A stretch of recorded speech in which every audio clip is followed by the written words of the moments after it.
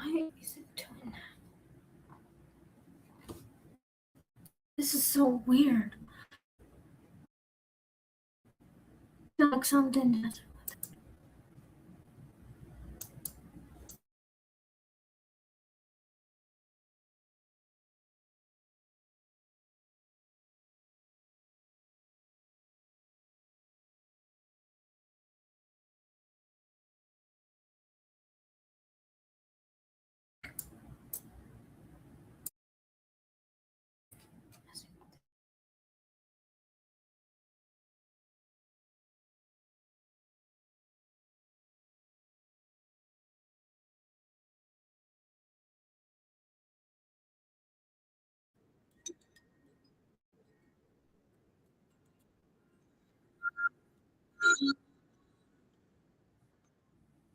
Good evening, everybody. Welcome back to Go with host Anya Smith, also the author of Anya's Ghost and Volume to the Return of the Dead. So sorry about that. I think with my microphone, I don't know why. So anyway, today we have a new story for you guys. It is called The Archivists Code at the Museum. This is a new one. Also, before we start the ghost story, Chris and I went back to the bookstore today. Started selling books again. Not the cash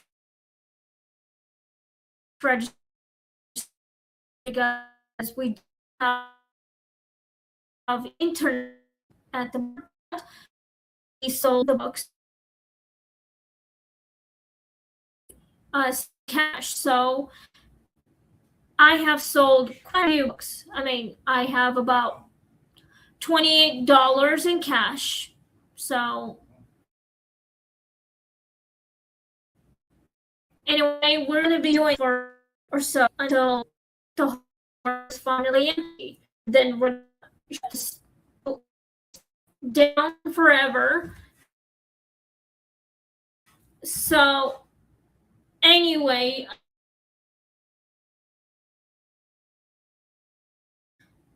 after we're done getting rid of all the books and all the tables, chairs, Japan make any sense to you all?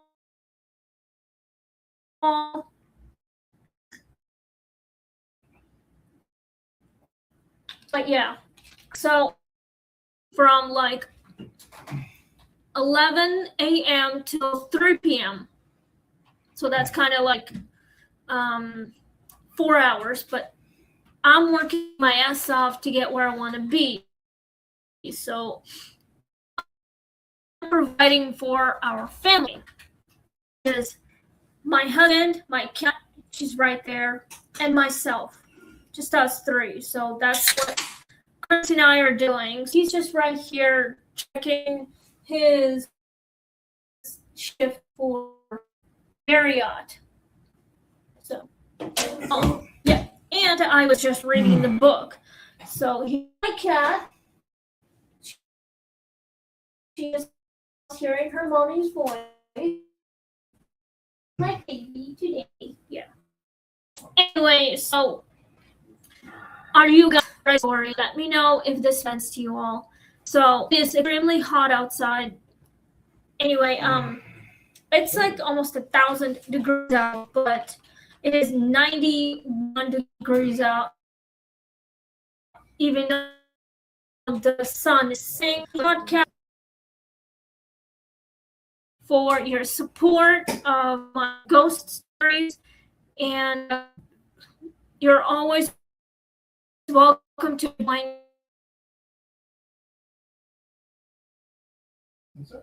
You're also welcome to join the conversation with me. and any questions about the stories, let me know. So anyway, let's start the story because I know you're dying to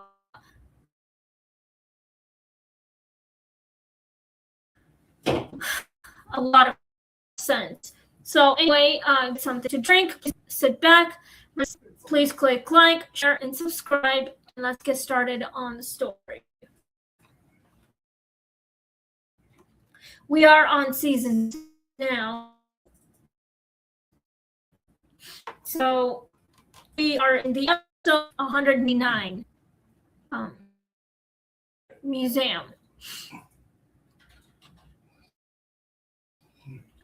Nia took the seasonal collections contract at the Elder Museum because it sounded like the sort of work people imagined when they pictured meaningful history gloved, handling accession and quiet objects had outlasted their makers.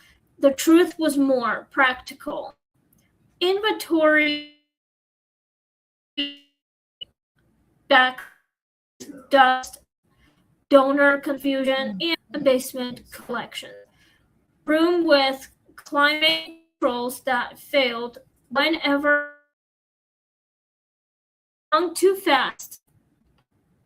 Still, she elected the museum occupied a former textile mill and its storage level had file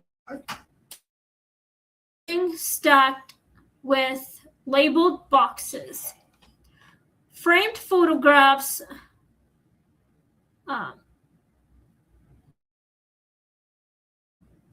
mannequins, rolling racks of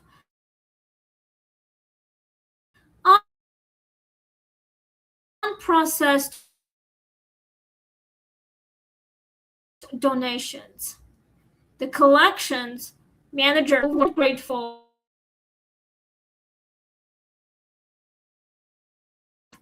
First, because winter exhibit planning had fallen behind. First thing Nia noticed was the Navy C with no tag, no accession number, and a cut too severe to belong to any of the cataloged local collections.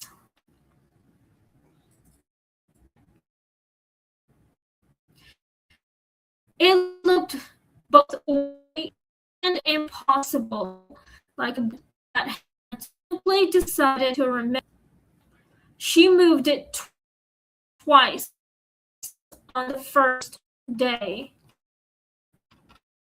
Once to the unidentified textiles, and once to quarantine because storage are like unsecured evidence.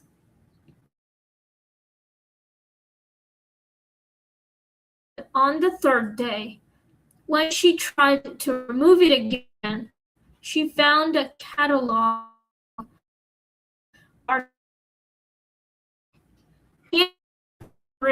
writing was precise and old-fashioned. Do not separate from full rescue records. There was a record number attached, only the instruction. The collections manager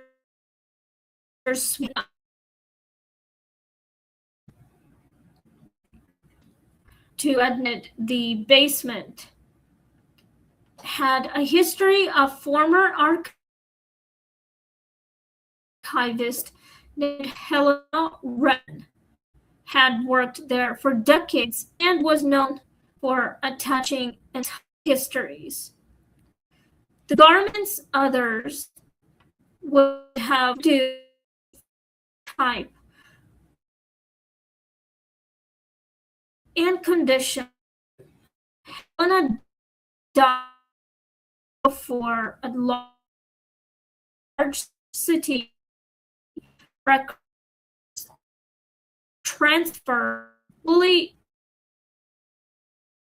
styles. Storage box lids reopen, and occasionally one persistent coat no one could place.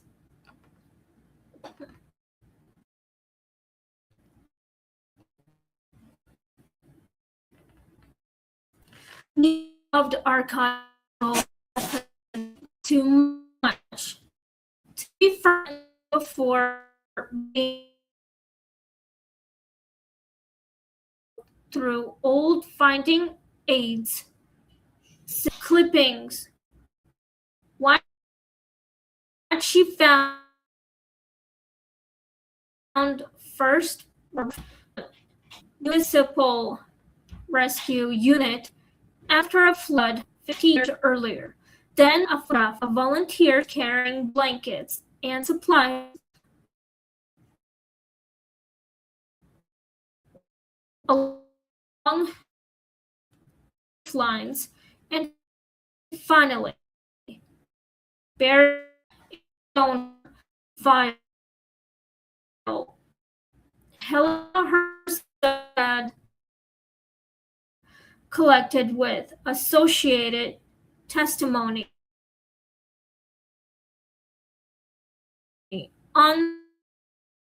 unresolved. Testimony was missing began exhibiting preferences.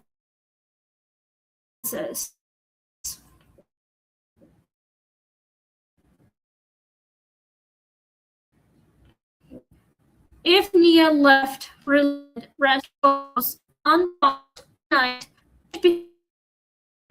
estimate a nearby garment, the wrong card would slide loose from its sleeve and drift to the floor.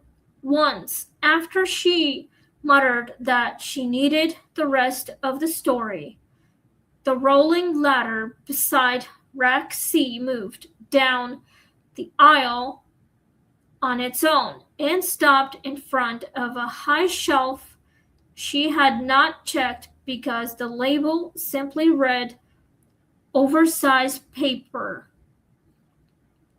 On that shelf sat Helena Wren's unfinished cross-reference binders. Inside, on onion skin pages, yellowed with age, Helena had traced the navy coat to a woman named Ruth Delaney,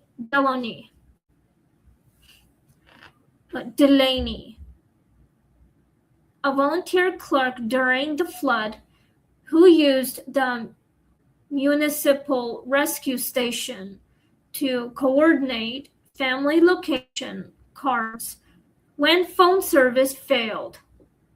The coat had belonged not to a rescuer, but to the records room itself, loaned to anyone going in and out with lists, names, and maps. According to witness statements, Ruth wore it on the night she stayed behind to keep matching names to evacuation sites. While waters rose through the first floor, many people survived because of those lists. Ruth did not.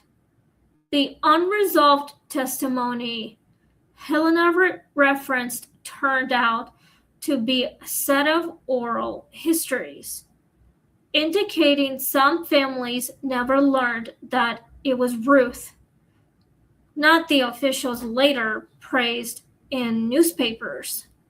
who kept the names straight long enough for reunification to happen. The code was not misfiled, it was waiting for context.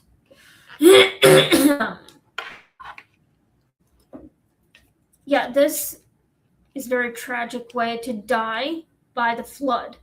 We actually had floods several times, especially in my hometown.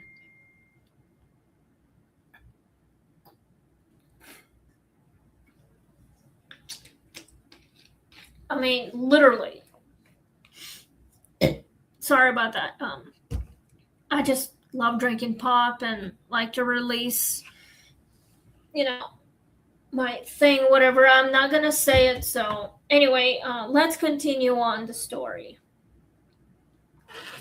The haunting began to make emotional sense after that, which did not make it less strange. Nia started seeing Helena in the reflective glass of framed cases, an older woman in a long cardigan carrying a folder against her hip, always in motion, always directing attention toward whatever part of the story had been flattened by institutional shorthand. Helena never frightened her. She was too busy for theatrics. Once, while Nia was photographing the coat for an eternal report, Helena appeared in reflection behind rack C and pointed not at the coat but at its cuffs. There, under the fold, Nia found embroidered initials that had been turned inward during prior conservation. RD. Another time after Nia drafted a label describing Ruth merely as a volunteer. The typed text disappeared from her printer key twice before she rewrote it as Ruth Delaney, Emergency Records Coordinator and Volunteer Organizer. The third print ran clean. The basement, it seemed, objected to minimizing women into adjectives. The museum board resisted at first because revisiting a long-standing public narrative requires administrators to admit past laziness. But Helena, if that was what guided the process, had not spent decades in collections to surrender at committee level. Boxes relevant to the flood exhibit began turning up on the conference table before meetings. A mislabeled rescue photograph was found with Ruth centered instead of anonymous. The mayor's office, drawn in by local press coverage, offered support once the human angle became impossible to ignore. Nia, who started the contract wanting clean data and decent pay, found herself arguing passionately that material culture without proper story is only preservation with manners. The Navy Code became the center of a redesigned exhibit on flood response records work and invisible labor during disaster on install day. Someone found Helena Wren's own old staff badge clipped to the mount cart, though she had been dead 10 years and the badge previously archived elsewhere. When the exhibit opened, Ruth Delaney's coat hung under low light beside the recovered family cards and oral history transcripts Helena had nearly finished linking before her death. Visitors lingered longer there than anywhere else on the floor. They pointed at names, read the card system, and told one another stories of lost relatives found through bureaucratic miracles no monument had ever properly honored. Nia stood in the gallery after closing and felt the rare museum satisfaction of seeing interpretation become repair in the darkened reflection of the case glass. Helena appeared once more with her hands folded. She gave a small nod, not sentimental,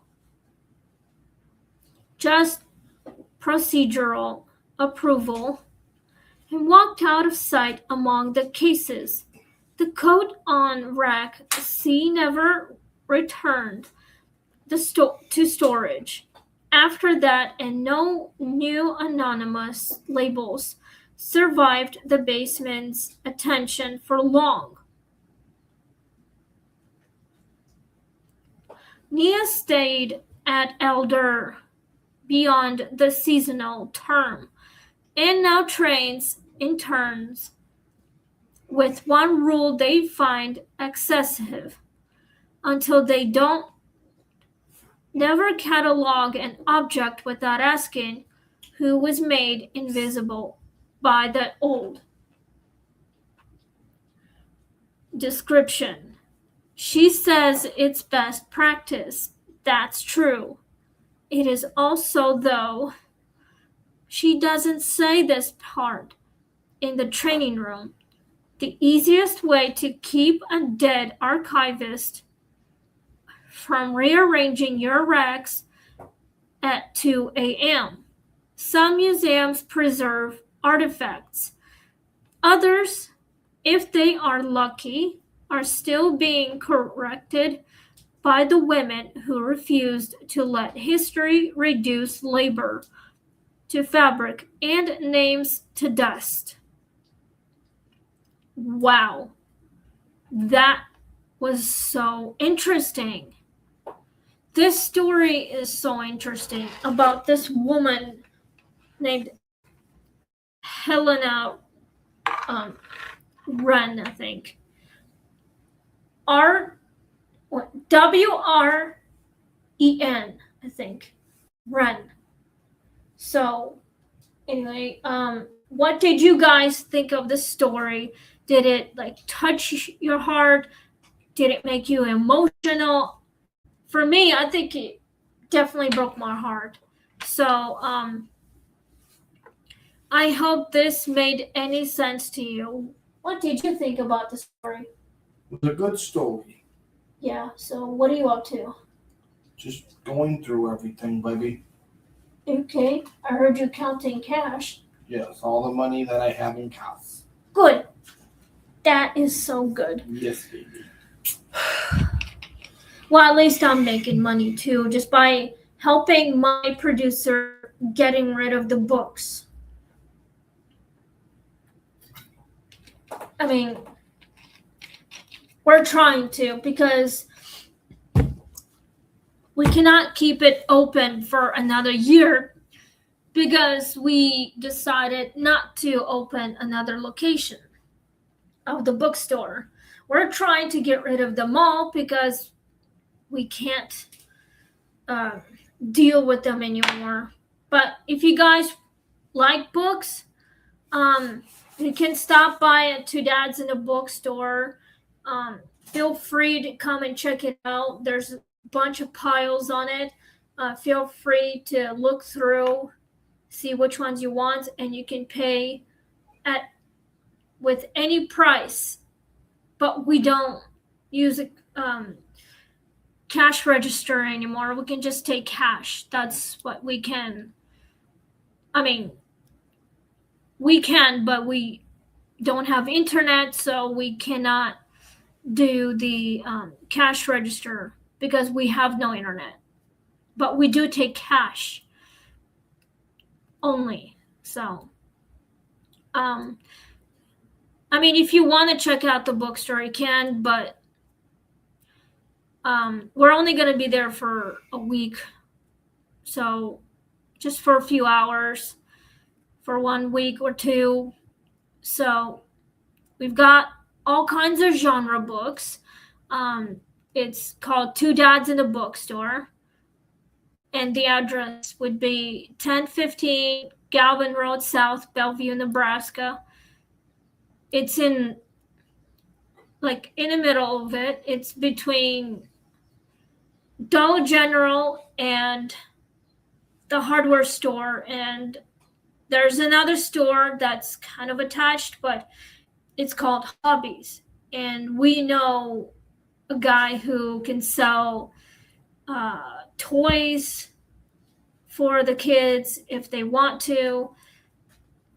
Tell them what you were bargaining, Sean, for our nephew. A remote control car. And when are you gonna get that for our nephew? Maybe for Christmas.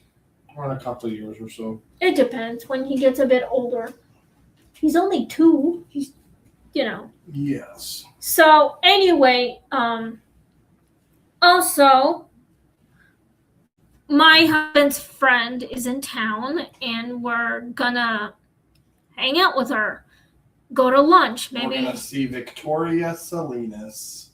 That's exactly that. My friend. Well, I've not met her yet, but she's probably gonna be my friend too. So anyway, now that the story's done, we are going straight to the questions. If you have any opinions, please let me know in the comments down below. Did it make you cry or something? Did it touch your hearts or whatever? Did it make you do anything or something? Or whatever, but if you have any questions about it, you're always welcome to let me know in the comments down below. And if you love paranormal, you are always welcome to leave me comments down here on live stream. So anyway, if you love books, I have a good book for you guys. It is called Anya's Ghost Stories Volume 1. My first novel is on Amazon. All you have to do is go on Amazon, click search, type my first and last name, which is Anya Smith, Anya. My last name is Smith. It's very common. And my book will be right there, right in front of you. And the price is $13.99. So if you have any questions about it, you're always welcome to. So my second novel will be finished. I just need to put the book cover on it and the title to go on it. I need to work on it. So it could take me months, maybe years, but still. I gotta finish working on it. So anyway, the second one is called Anya's Ghost Stories Volume 2, The Return of the Dead. So I have a friend who's going to help me finish working on it, and we're going to release it to the public. We're going to put it like on Amazon. Hopefully, maybe the price would be $20. So you're always welcome to check it out anytime. I'll have to order it so I can sell it to you guys in person anytime. You're always welcome to come to our house if we can get it into our own bookstore, because we're not going to be there that long anyway. It's going to be only 2 weeks until we're fully done if I order a lot of my novels. And you guys are always welcome to maybe to our house and see if you guys can buy it from our house. Sure. Wouldn't that be awesome? Yes. They can always stop by our house and see if they want to buy it. Mm-hmm. Or you can put them on Facebook. Mm-hmm. If you wish to. So anyway, let's go with the questions since the story's finally done. I mean, after this, I'm probably just gonna hang out in my room, relax, maybe watch some shows or finish reading my novel. The book I'm reading right now is called Stephen King. It is right here. It's the Stephen King, The Dark Tower, The Wizard in Glass, The Dark Tower, number 4. So I have the copy. I'm not going to read the copy. This is the original. So I'm nearly done with it. And I have a lot of collections of the, Stephen King books. So anyway, let's continue on the questions. I hope that you guys are ready. So let's get started. Would you have kept following the clues after the coat returned a second time? Of course I would. Yes. I would definitely investigate this coat. I would probably have to go to the archive and online and see what is the history of this coat, or any history of the building or whatever. I definitely would do that. So anyway, same question for you. Would you have kept following the clues after the coat returned a second time? Yes. Even my husband agrees. So I hope that makes any sense to you guys. Let's go to number 2. Do you think Helena stayed for the object, the story, or the injustice? Let me know in the comments if you think Helena stayed just because she wanted to finish her job, or she was trying to help Nia do a correct way of work. For once, I think she was trying to help with the object, probably. I think she stayed because she wanted to finish her job. She wanted to help Nia to do a correct way. Her own method, apparently. So, no wonder why. But I think she stayed because of the story. Well, in that case, she wanted to help Nia to do her job correctly. And I think that might work. So let's go to number 3. Why do museums and storage rooms make strong hunting settings? The reason why they're so strong with the settings is because of the memories and all the history that's been going on. Helena died for working very hard. She died because of the flood, but she was still trying to finish working on the objects, the artifacts. She catalogs it properly. She clearly wants to make sure that everyone knows about her job, and she wants to help them correct way, like literally. So it makes it so strong haunting. It's because she was trying to figure out a way to help Nia. She wasn't trying to haunt the place. She was just trying to help whoever was the new archivist. She was like trying to tell them the story, what really happened in the past, and what's the history of the code. I don't really know. I wasn't really there. I don't go to museums that much, except for the Haunted Museum right here in Omaha. It's called the Museum of Shadows.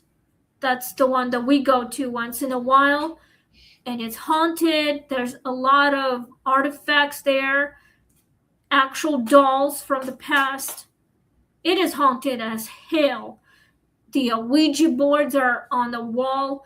I would not want to touch it because I don't like to touch any of this stuff. So, what's creepy about the museum that we have here in Omaha is a lot of weird, freaky shit going on, like paranormal activity going on. That's the creepiest shit. The basement is a lot worse than the upstairs, the main floor. So, if we ever go back to the Museum of Shadows, we probably might anytime soon, maybe in October, it depends. So, we just have to, see if we can go there anytime. All right, let's go to number 4. We're almost done here, guys. What was more unsettling, the returning coat or the reflected archivist? I think it was the reflection of Helena Wren. So it's not the returning coat. Well, that can be more unsettling, but I think it's the reflection of the spirit of Helena Wren. So if you guys think that can be more unsettling, please let me know in the comments down below. So if it makes you uncomfortable, you're always welcome to let me know. And if this scares you, maybe this channel might not be for you, but that's okay. I would not be mad. I would be very disappointed at some time, but I would understand. So, same question for you. What was more unsettling, the returning coat or the reflected archivist? The reflective archivist. Good one. Yes. So I think it was the archivist. So if I saw her, I would be very brave to talk to her and take her advice. If I were one of these archivists at the Museum of the Artifacts, I would listen to Helena, take her advice, and honor her by doing what she was doing when she was alive. Let's go to number 5. Guys, we've got 5 questions left before I sign off. Was Nia right to push the institution to rewrite the exhibit? Yes. Of course she did. She was taking an advice from a dead woman about all the history going on, especially about a history of a young woman named Ruth Delaney, or Delaney, whatever her last name is. So, do you guys think that Ruth did the right thing? Well, actually, Nia did the right thing of the woman named Ruth. Ruth died because maybe it was her time, I guess. She was trying to help everyone, save their lives or whatever she was doing. So, do you think Helena was there to help Nia? Or she was trying to warn her about what was going to happen soon? Okay, let's go to number 6. What do you make of the idea that a code can wait for context?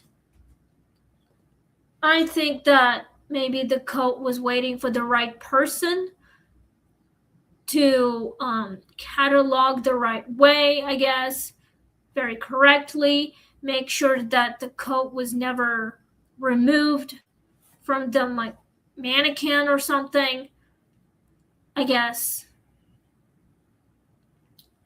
I'm just guessing. I think the code was waiting for the right person to make sure Nia did not remove it. The code did not want to be removed because it was attached to the mannequin, I guess. I don't know. It was waiting for the right person to do the catalogs right. So the context would be the right way to do it. The way Helena did when she was alive. All right, let's go to number 7. How is this haunting connected to historical erasure rather than simple grief? That's a good question, you guys. I think that this haunting is connected to a lot of memories. There's a lot of history of these artifacts, and they're all connected to the people who had this stuff before they died, or whatever they did with them in the past. These spirits are connected to the things that they did with when they were still human, when they were in our physical world. No wonder why. This haunting is connected is because these people had a meaning to these things. They had a really good memories. It depends what kind of memories they were thinking of the past. Same question for you. Is this haunting connected to the historical erasure rather than simple grief? Yes. Okay, I think so too. Let me know in the comments if you think it can be connected. I think so. The grief can be in different ways. The way I'm grieving my great uncle Alexander is not reconnecting with him as I grew older. As I grew up, I never had a chance to reconnect with him. I only met him once when I was an infant. I haven't seen him since I was just a little baby. My mom forgot those several days. I mean, she forgot, I guess. I mean, it's been so long since I had a connection with my great uncle. Now that he has passed on, I have no one else to talk to or connect with, to bond with. The only person I have connection with is my parents and my mom's little brother, my uncle, of course, and my sisters, but I haven't spoken to them in a while because they're too busy living their new married life and starting their own families. So I still have connection with my uncle. Well, my dad, he hasn't been part of my family. He hasn't been part of my life since I was like an infant, but we reconnected. We kept in touch, and we do talk just whenever. So anyway, Let's go to number 8, I guess. Would you work in a museum where the dead corrected your labels? Yes, I totally would. If I ever end up working at the museum, I would definitely take the advice from a dead person. I would honor these dead people by doing what they were doing when they were alive. That's exactly what I would have done, doing their methods. Let's go to number 9. Okay, guys, we have 2 questions left before I sign off. Can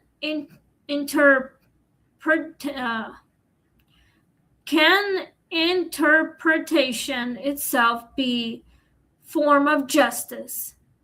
Yes, it can. Of course it can.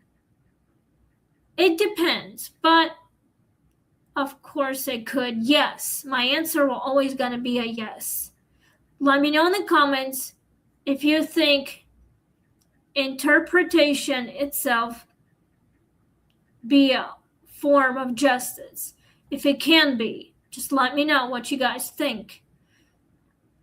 All right, guys, we have one more question before I sign off. Just one more.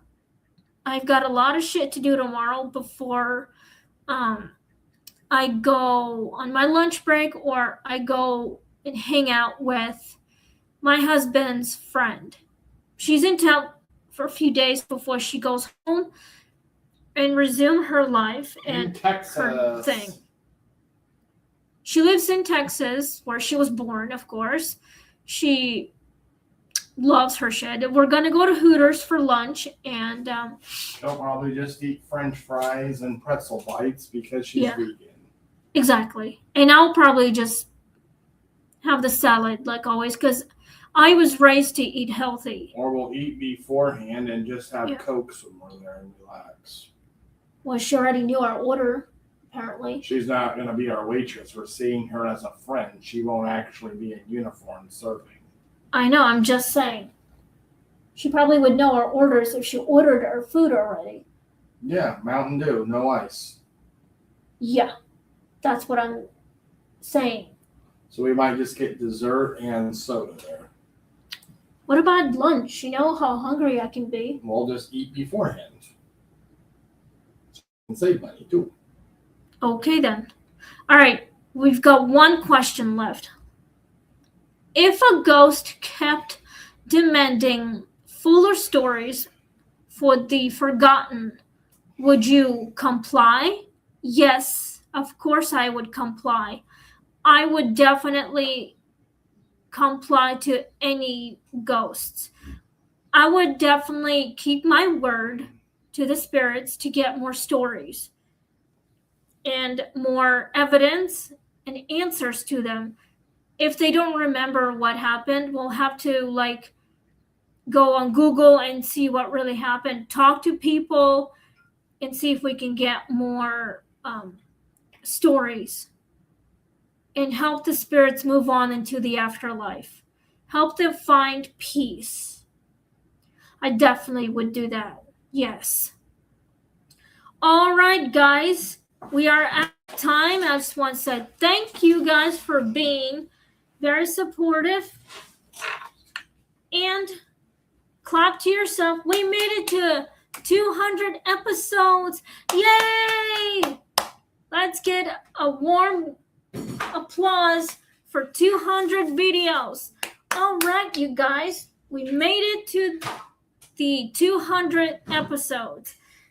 Tomorrow we'll be doing 200. I cannot wait. So thank you guys for listening. Be very patient. You're always welcome to join me on live stream and with the conversation.